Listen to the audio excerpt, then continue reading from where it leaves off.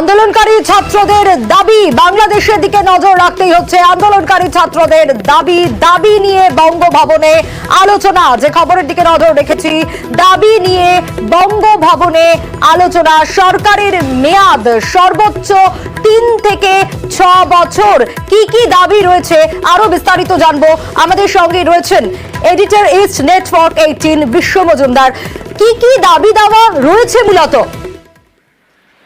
দেখো সোনিয়া, এই মুহূর্তে বৈষম্য বিরোধী ছাত্র আন্দোলনের সমন্বয়করা অন্তর্বর্তীকালীন সরকারের রূপরেখা প্রকাশ করেছেন। তারা এই প্রস্তাবের দাবি নিয়ে তারা বঙ্গভবনে আলোচনার জন্য গিয়েছেন। বঙ্গভবনে অর্থাৎ যে গণভবন বলা হয়, সেই বঙ্গভবন যেটা সরকারের প্রধান জায়গা, সেখানে আলোচনার জন্য ছাত্ররা গিয়েছেন, ছাত্র আন্দোলনের সমন্বয়করা গিয়েছেন।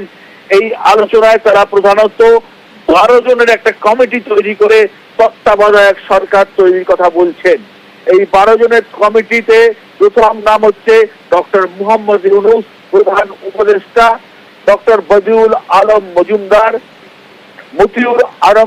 মতিউর রহমান চৌধুরী, দৈনিক মানব জমিন বলে যে পত্রিকা বাংলাদেশে বেরোয় তার সম্পাদক, ডক্টর আসিফ নজরুল, ডক্টর সালিমুল্লাহ খান, ব্রিগেডিয়ার জেনারেল অবসরপ্রাপ্ত সাখাওয়াত হোসেন, মেজর জেনারেল অবসরপ্রাপ্ত মনিরুজ্জামান, আলোকচিত্র শিল্পী শহীদুল আলম, সৈয়দ রেজওয়ানা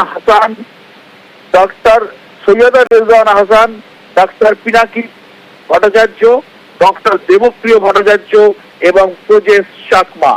এই 12 সদস্যের কমিটি যারা তত্ত্বাবধায়ক সরকার চালাবে, সেই প্রস্তাব নিয়ে তারা বঙ্গভবনে আলোচনার জন্য গিয়েছেন এবং তাদের কাছে কয়েকটা প্রস্তাব রয়েছে।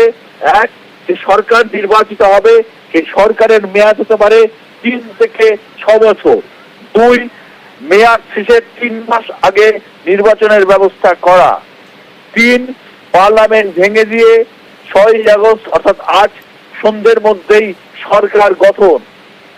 4, প্রধান বিচারপতির অপসারণ, পদত্যাগ এবং দলবাজ বিচারপতিদের অপসারণ। 5, আইন শৃঙ্খলা বাহিনীর বিভিন্ন প্রধানদের অবসরে পাঠানো 3টি বাহিনী বাজে, অর্থাৎ স্থলসেনা, নৌসেনা এবং বায়ুসেনা। 6, নির্বাচন কমিশন পুনর্গঠন।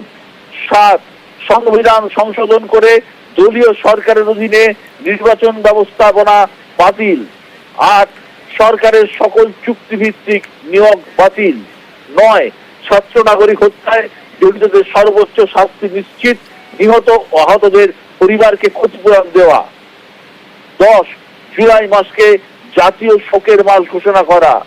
11, বিগত 15 বছরের দুর্নীতির সঙ্গে জড়িতদের বিচারের আওতায় আনা শ্বেতপত্র প্রকাশ, অর্থাৎ আওয়ামী লীগ সরকারের মন্ত্রী শান্তি যারা ছিলেন তাদের প্রত্যেককেই বিচারের আওতায় আনা এবং 12, দুর্নীতি দমন কমিশন পুনর্গঠন।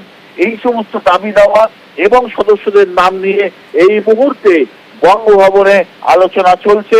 আলোচনা যদি ফলপ্রসূ হয়, তাহলে আগামী কয়েক ঘন্টার মধ্যেই তত্ত্বাবধায়ক সরকার শপথ গ্রহণ করতে পারে। দেশ বিশ্বদা ধন্যবাদ। এডিটর ইস্ট নেটওয়ার্ক 18 বিশ্ব মজুমদার ছিলেন আমাদের সঙ্গে।